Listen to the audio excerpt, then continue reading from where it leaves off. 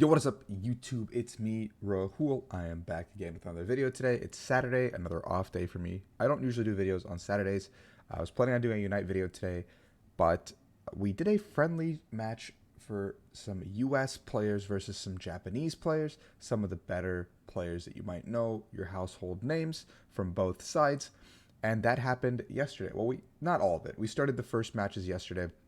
So I'm going to kind of go through the decks a little bit, kind of what everyone played. I'll have the links in the description below where you could have caught the matches. The Japanese point of view will be down in the description below. And the day one stream was on Azul GG's stream. Well, now you know that Azul was one of the 7 players, and you can assume that I'm one of the other 7. And day 2 stream will be on Franco Takahashi's stream tonight at around 11 p.m. Eastern when this video goes live. Both the VODs and everything will still be probably up. It's up to the people who film them if they would like to, put those videos on YouTube, etc., etc.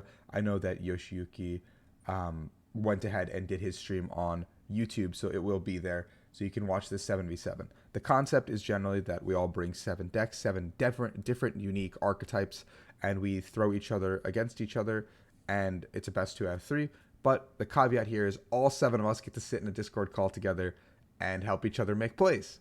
So it gets really chaotic and really hectic. So if you watch Azul's stream or Franco's stream, you can kind of get a better idea of how we communicate, how we make our plays, the logic that we have behind a lot of things. So it's a lot of really good insight into 7 different top players on both sides kind of playing the game. So without further ado, I'm going to jump into describing the 7 participants on both sides and, the decks that everyone brought and the first 3 matches. If you don't want spoilers, I will alert you guys in the video when I will be giving you spoilers on the matches, so you can cut out the video there and go watch the actual games. But let's jump into the 7v7. So here we have, let me turn off my webcam real quick to describe this. This is Yoshiyuki's Twitter. I highly recommend following him there. This is the 7 contestants on both sides. Let's start with our Japanese contestants. We know first and foremost is Shintaro Ito, world champion in 2016, runner-up in 2019. The man's accolades speak for themselves. He's just one of the best players from the Japanese region as a whole. Then we have Daichi Shimada following up. Basically, Daichi's just really good. He's one of their better players, winning their regionals over and over again. Daichi also has a really good YouTube channel where he puts a lot of good content out there. Then we have Yoshiyuki. Again, another really good player. The remaining 4, I don't know as well.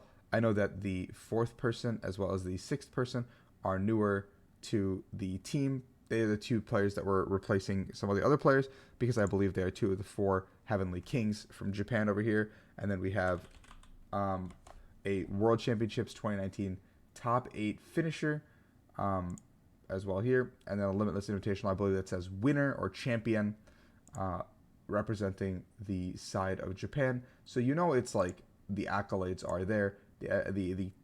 These are like accolades that take a lot of time to get. It's Ryota Ishiyama from the world's top 8. And you have, this isn't something that you can just like show up and do at a tournament. It's not something that a player can do. Like, you can't just show up and top 8 a Japanese regional, or like win a Japanese regional. You can't just show up and top 8 worlds. You can't just show up and win worlds and final worlds like back-to-back years. But that's kind of how the ball shook down on how the 7 players that Japan threw out. And now for the US side, some accomplishments I can more confidently talk about, that I know a little bit more about.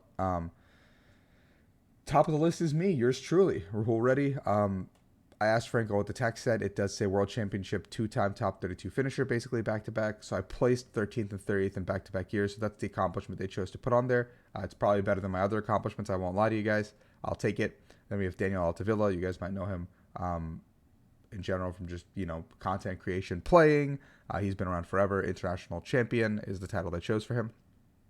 Franco Takahashi is our one of our more unknown players, but Franco is also, if you guys were paying attention to the championship point race, he was in the top 16 when the season did end up getting canceled. He's qualified for the World Championships 5 times in a row, and Franco is a regional champion and has multiple other accolades, as well as being natively Japanese. So he has a lot of these guys are his friends, so it's really fun for him to like kind of have this show match. Then we have Justin Bakari, who won 2 regionals in the same season right before the season shut down. Justin is one of the most underrated players. Not anymore, I think, because of the 2 regional wins, but in 2019 he did top 32 the World Championships and beat me on stream, which I think is pretty funny. I want to turn my webcam back on now. And then you have Azul Garcia Griego, who, I mean, his accomplishments speak for themselves. Azul is like one of the better known players, one of the better streamers, one of the more influential people in our community. And I mean, everyone loves him, and how can you not? Azul was streaming it, like I mentioned earlier, so you can check it out there. Then we have Isaiah Bradner, who is the POG champion. Isaiah also has a lot of accomplishments in seniors, as well as having an amazing first year in Masters before the season shut down. So, a really good player there. And then we have Kenny Britton, who day-two'd 4 years in a row for the World Championships in Pokemon, as well as being a player that has many accomplishments, has been in the top 16 race multiple times, and you know, he's done a lot of things. So once we established those 7v7, the next course of action was to send in our deck list. So we locked in our deck list at 10 a.m. on Friday morning. At that point, we get to figure out exactly what everyone was playing, and we had to send in a deck as well as the user. So the first person here is Shintaro, and he sent in his Shadow Rider list, which, you know, we'll go through each of the lists kind of individually. So webcam off again for this, for all the lists. This Shadow Rider list is probably one of the more normal ones that I've seen across the board, playing, you know, off the 4/4 Shadow Rider, only 1 Gengar Mimikyu, 1 Trevenor, 1 Mewtwo, kind of not relying on the tag team package as heavily, except for the early game, having the Necrozma with Special Laser to kind of deal with Decidueye, to kind of deal with a lot of these other annoying threats, and the Horror Energy also offsets math for you. The supportive package is very standard. Everything else looks very standard. The only like weird little difference is obviously playing a 1/1 split on stadiums as opposed to just hard committing to either more Training Court or more Path to the Peak. Yeah. And then the second list brought was by, this is just Daichi, I believe. And Daichi ended up bringing Rapid Strike, Urshifu, Inteleon, which, and this list is like geared out for the mirror. It has a lot of really good one-of techs in the list, including 1 Scoop Up Knot, 1 Scrapper, 1 Reset Stamp, etc., etc. But only 1 boss is a little bit suspect. But besides that, the list is really standard, really straightforward. As you can see these lists, you can kind of get a better idea for some of these players' flavoring and how they want to build decks. And remember, all 7 of these players discussed decks in private before we posted them in a Discord, and then they got tweeted out. So R7 also discussed decks pretty frequently in this chat. So, oh, it closed for some reason. Then we had, then we had our guy over here, Hiei, I believe, or Hai, playing ADP Bronzong. A little bit of a funny tidbit here is that he forgot that the other Bronzor existed because they don't have it legal in Japan. So they ended up playing into this Bronzor. But then it got, well, I won't spoil the match yet for you. I will get to that point later. But it was a Bronzor Bronzong ADP deck. So it's got a lot of toolbox cards. Ditto V lets you kind of pivot into any of these other V Pokemon. EXP Show means you get to keep cards onto the board. Obviously, ADP is your biggest focal point, but you have cards like Eternatus to deal with Shadow Rider, Zapdos to deal with Eternatus, Zamazenta to V to kind of deal with any other VMAX Pokemon, and then Zacian Amazing Rare to deal with Mewtwo, which, I mean, you got the whole package, a kit and caboodle, a lot of cards to kind of deal. Besides that, it's just pretty much your very standard ADP deck, nothing crazy to write home about. I think I missed a deck in here. Yeah, there it is. And then we had, I think this was Daichi, that was Yoshiyuki, the Rapid Strike deck. Daichi ended up bringing Decidueye, which is, well, the deck that no one really wants to play against. Decidueye has like almost only good matchups unless you like decide to prepare for it. So bringing Decidueye in a 7v7 like this can almost always guarantee you an auto win matchup in a lot of situations. So it's just one of those smart decks to play if you want to win the event or the show match. So it's got, you know, a very strong line. It's hard to kind of stall out. Even Pokemon Center Lady for poison, big Parasol for any effects. It's just hard. It's a hard deck to play into.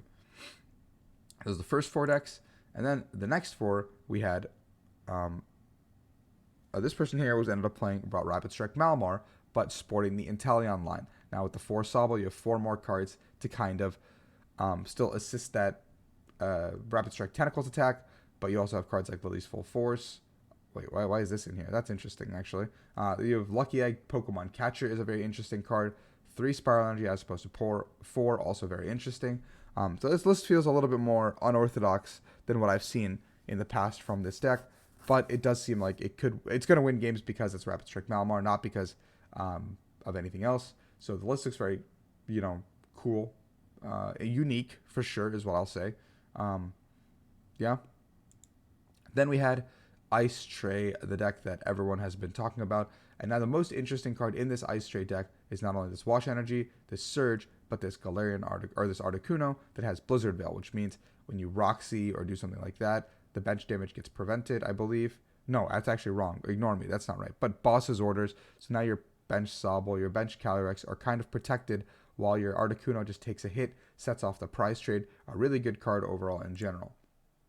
Then finally, we had Haru bringing in Sandaconda VMAX, a deck that none of us really expected or really knew how to play against in our discussions. Something that took all of us off guard.